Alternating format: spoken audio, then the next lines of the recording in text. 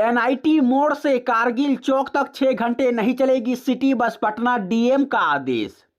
आपको बता दें कि एनआईटी मोड़ से कारगिल चौक के बीच व्यावसायिक बसों के परिचालन को नियंत्रित करने के लिए आदेश पटना डीएम शीर्षित कपिल अशोक ने यातायात पुलिस अधीक्षकों को दिया है। सुबह, दोपहर और शाम में 2-2 घंटे सिटी बसों के परिचालन पर रोक लगाया गया है। शहर में यातायात प्रबंधन सुनिश्चित करने के लिए पटना डीएम ने महत्वपूर्ण निर्णय लिए हैं।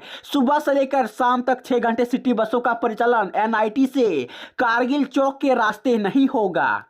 दरअसल पटना जिला अधिकारी शीर्षित कपिल अशोक ने कहा कि इस मार्ग में डबल डेकर ब्रिज और मेट्रो का काम चलने के कारण यातायात प्रबंधन सुनिश्चित किया जाना आवश्यक है। उन्होंने कहा कि कार्यालय एवं स्कूल कॉलेज जाने वाले विद्यार्थियों तथा आम लोगों के सुचारू आवागमन हेतु जिला परिवहन पदाधिकारी तथा पुलिस उपाध्यक्ष यातायात के प्रस्ताव पर यह निर्णय लिया गया है। पीएम मोदी ने जबलपुर में रोड शो किया, भारी भीड़ के कारण टूटा मंच।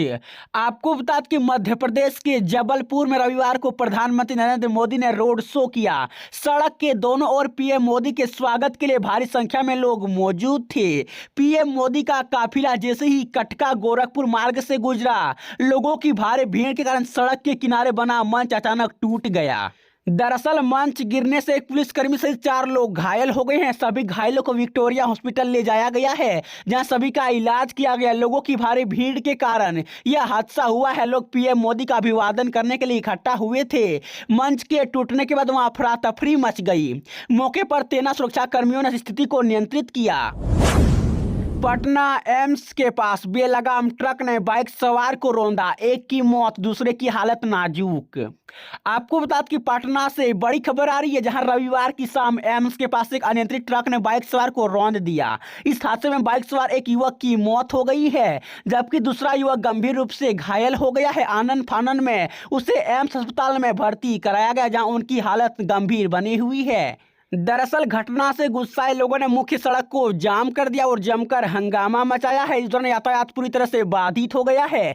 घटना की सूचना मिलते ही मौके पर पहुंची फुलवारी शरीफ थाने की पुलिस ने काफी मशक्कत के बाद लोगों को शांत कराया और शव को पोस्टमार्टम के लिए भेजा है। मृतक की पहचान विजेंद्र गुप्ता के रूप में हुई है, जो अपने साथी विक्की शर्मा के साथ सबजपुरा की ओर जा रहा था। तभी सामने से तेज गति से आ रहे ट्रक ने बाइक को टक्कर मार दी। तेजस्वी ने कहा, हम शर्मिंदा हैं। चाचा नीतीश बुजुर्ग और अनुभवी सीएम होकर भी मोदी जी के पांव छू लिए। आपको बता दें कि बगहा में चुनावी जनसभा को संबोधित करने के बाद तेजस्वी यादव रविवार की शाम पटना लौट आए। पटना एयरपोर्ट पर मीडिया से बातचीत करते हुए तेजस्वी ने कहा कि इस चुनाव में काफी अच्छा माहौल है। बिहार में इस बार का रिजल्ट चौंकाने वाला होगा। वहीं नवादा में चुनावी रैली के दौरान मंच पर नीतीश कुमार द्वारा प्रधानमंत्री नरेंद्र मोदी के पैर छूने पर कहा कि इतने बुजुर्ग और अनुभवी सीएम होकर नीतीश कुमार ने जो भरे मंच पर किया, उसमें हम शर्मिंदा हैं। दरअसल प्रधानमंत्री नरेंद्र मोदी ने रविवार को नवादा की चुनावी रैली को संबोधित किया, जिसमें मुख्यमंत्री नीतीश कुमार भी शामिल हुए। राजद नेता व नेता प्रतिपक्ष तेजस्वी यादव ने कहा कि पीएम मोदी के कार्यक्रम के दौरान मुख्यमंत्री नीतीश कुमार का एक फोटो सामने आया है, जिसमें नीतीश जी पीएम मोदी के पांव छूते दिखाई दे रहे हैं।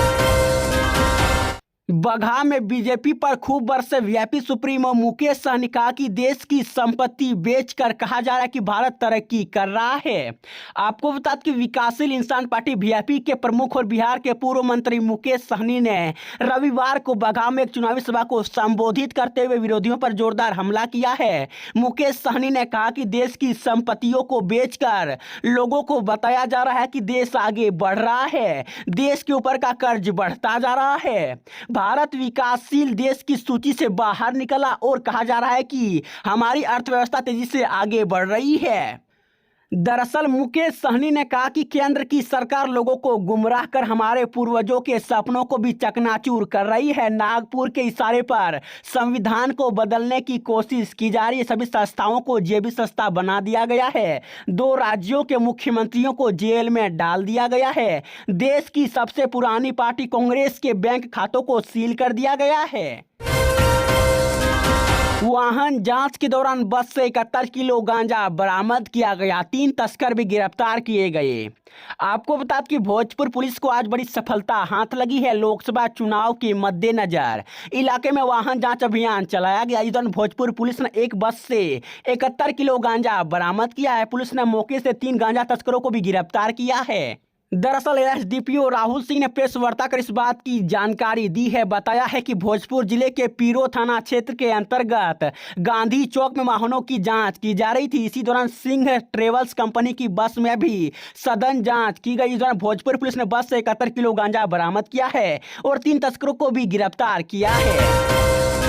कांग्रेस उम्मीदवारों की एक और सूची जारी। बंगाल की 3 और सीटों पर प्रत्याशियों के नामों का ऐलान किया गया। आपको बता दें कि लोकसभा चुनाव को लेकर कांग्रेस पार्टी ने अपने उम्मीदवारों की एक और सूची रविवार को जारी कर दी है। इस लिस्ट में कुल सिर्फ 3 उम्मीदवारों के नाम शामिल हैं। लोकसभा चुनाव को लेकर कांग्रेस की यह 13वीं लिस्ट है। कांग्रेस की तरफ से अब तक 240 उम्मीदवारों के नामों का ऐलान किया जा चुका है। दरअसल कांग्रेस ने पश्चिम बंगाल की 3 लोकसभा सीटों के लिए अपने उम्मीदवारों के नामों का ऐलान किया है। बनगांव की आरक्षित लोकसभा सीट पर पुराने कांग्रेसी प्रदीप विश्वास को उम्मीदवार बनाया गया है। बीजेपी ने सीट से केंद्रीय मंत्री शांतनु ठाकुर को चुनाव मैदान में उतारा है। लोकसभा चुनाव को लेकर पटना पुलिस अलर्ट हो गई है। अपराधियों की धरपकड़ हुई तेज। गिरफ्तार में आए 3 शातिर बदमाश। आपको बता दें कि लोकसभा चुनाव को लेकर बिहार पुलिस एक्शन में आ गई है और अपराधियों की धरपकड़ की मुहिम तेज कर दिया गया है। लोकसभा चुनाव के 7वें और आखिरी चरण में पटना की 2 सीटों पर वोटिंग होगी। आगामी 1 जून को होने वाली वोटिंग को लेकर पटना पुलिस भी अलर्ट मूड में आ गई है और अपराध और अपराधियों के खिलाफ सघन अभियान छिड़ गया है। दरअसल पटना पुलिस की टीम ने अलग अलग आपराधिक मामलों में 3 अपराधियों को गिरफ्तार किया है। पुलिस ने अपराध की योजना बना रहे 2 अपराधियों राजा कुमार और साहिल यादव को पटना सिटी के खाजे कला थाना क्षेत्र के जिरिया तमोली गली इलाके से गिरफ्तार किया है। पुलिस ने दोनों अपराधियों के पास 2 पिस्टल, 2 मैगजीन, 2 गोली और 1 मोबाइल बरामद किया है। दीपक यादव होंगे वाल्मीकि नगर सीट। महागठबंधन के कैंडिडेट तेजस्वी ने किया नाम का ऐलान। आपको बता दें कि लोकसभा चुनाव को लेकर सियासी गहमागहमी के बीच कुछ दिन पूर्व ही बगहा में बीजेपी के बागी नेता दीपक यादव ने अपनी पार्टी से इस्तीफा देकर आरजेडी का दामन थामने का फैसला लिया था। दीपक पिछले काफी समय से बीजेपी से नाराज चल रहे थे। इसके बाद अब दीपक यादव को राजद ने अपना उम्मीदवार बनाया है। दीपक यादव वाल्मीकि नगर लोकसभा सीट से महागठबंधन के प्रत्याशी होंगे। दरअसल बगहा में रविवार को एक जनसभा को संबोधित करते हुए तेजस्वी यादव ने कहा कि इस बार वाल्मीकि नगर लोकसभा सीट से दीपक यादव हमारे कैंडिडेट होंगे।